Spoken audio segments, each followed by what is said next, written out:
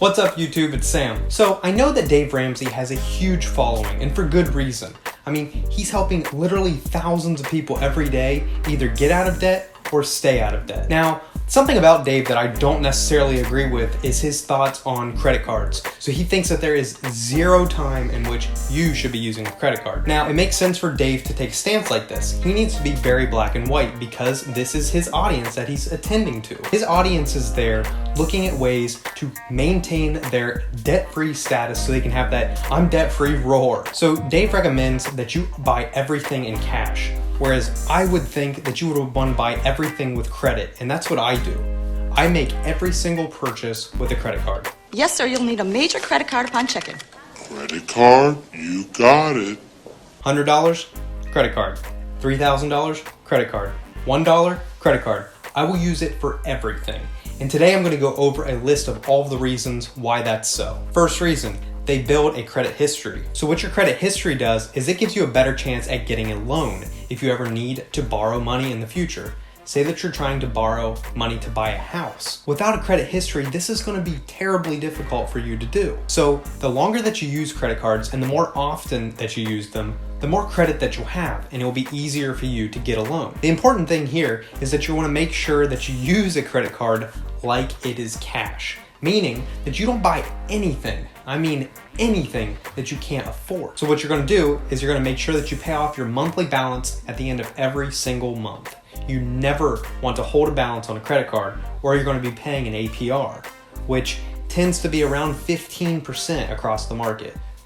Who wants to pay an extra 15% on the items that they're paying for? So avoid this by paying off the balance. Number two, they have sign-up bonuses. So as a welcoming gift, some credit cards will give you money just for signing up. All you have to do is use the card for a certain period of time and put a certain amount of money on the card. Most cards offer something like this, and you can make hundreds of dollars by using their credit card. You'll want to read the fine print that goes along with the credit card, but this is really a nice gift. And as long as you pay off your monthly balance, it's just free money. Number three, they give you cash back. Oftentimes, whenever you are purchasing something on a credit card, they'll give you 1% back, 2% back, sometimes 3% back on certain merchandise that you're paying for. For instance, I use a Visa rewards card and I get 3% back every time that I go and fill up my gas tank. Over the years, this has led to thousands of dollars that they're giving me back that I can then apply to my credit card balance at the end of each month. These cashback options can be anywhere from 1 to 6%,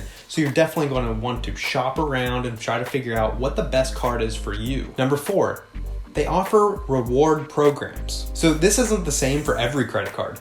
Some of them have a point system, some of them offer frequent flyer miles, and some of them offer discounts on travel. So you can use the points for things like gift cards or other merchandise. You can use your flyer points for airline miles or plane tickets. These rewards can be a nice benefit. They can help you with gas, restaurants, groceries, anything that you can imagine. You can kind of redeem your points for that. These rewards can be a nice benefit. They can help you with gas, restaurants, groceries, anything that you can imagine. You can kind of redeem your points for that.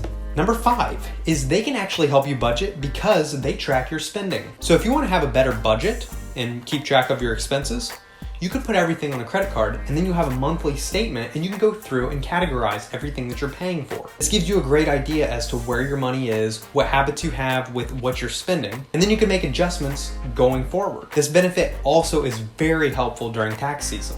So you have a record of everything that you purchased for any business write-offs that you may have. As long as you put it on the credit card, it's all gonna be there. So you'll have all of your tax write-offs. So your business expenses, any charity donations that you make, any travel that you're doing, it's all gonna be right there. You can also monitor how much money you are potentially wasting on things that you don't need. Number six, they protect against fraud. So say that you're purchasing everything with cash.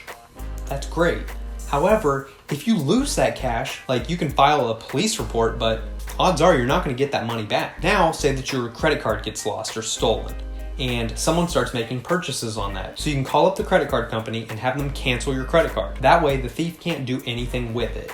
And if they already did start making purchases on it, you can debate this and you won't be held liable to all of the expenses that they made. So you're gonna wanna look up the fine print of the specific credit card that you decide on, but for the most part, the highest amount that you would ever have to pay would be about $50. In most cases, the credit card isn't gonna have you charge anything.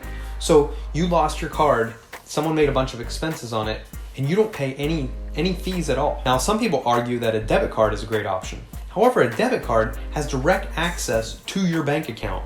And I don't know about you, but I don't want anyone having access to that account except for me. Number 7 is they let you transfer your balances. So whether you have a balance on a car payment or some kind of other monthly payment, you can transfer this to a credit card.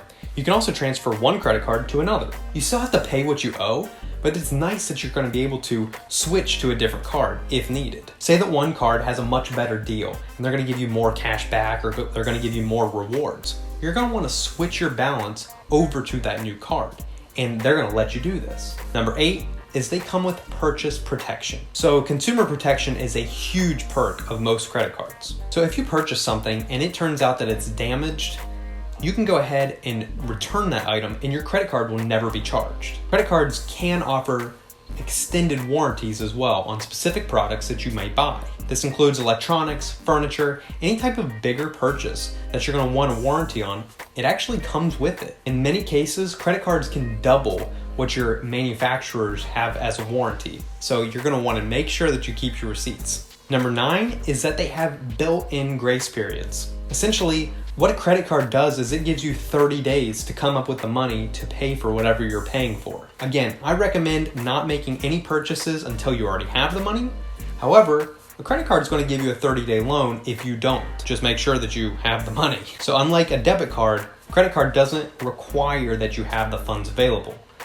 However, my personal rule for a credit card is that you do have those funds available. If your timing is off and you're going with that 30-day free loan, you run the risk of having to pay the APR and paying that extra interest on your credit card. Number 10 is they tack on insurance. So you're going to want to read the fine print again and see what kind of insurance that your credit card may provide. In addition to extended warranties and purchase protection, many cards offer return protection and rental car insurance. This is nice to know before you go and make an additional purchase that you don't need. Number 11 is that they're universally accepted. Who doesn't want to be accepted? Universally. So say that you're going to be traveling. Your credit card is going to be your best friend. It's much easier to book travel on a credit card. Say that you're getting a hotel or a rental car, you're going to have no problem by putting it on a credit card ahead of time. Generally, rental places are going to put a few $100s hold on your credit card.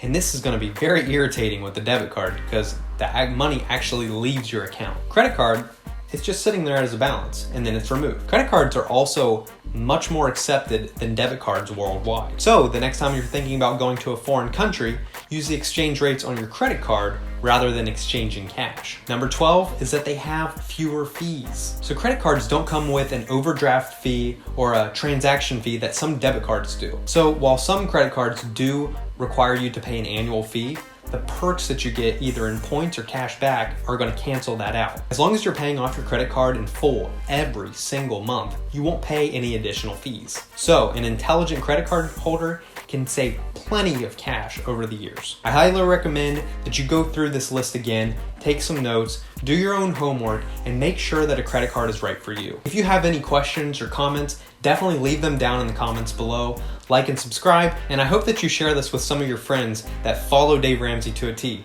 Just kind of getting them thinking, maybe I should consider a credit card.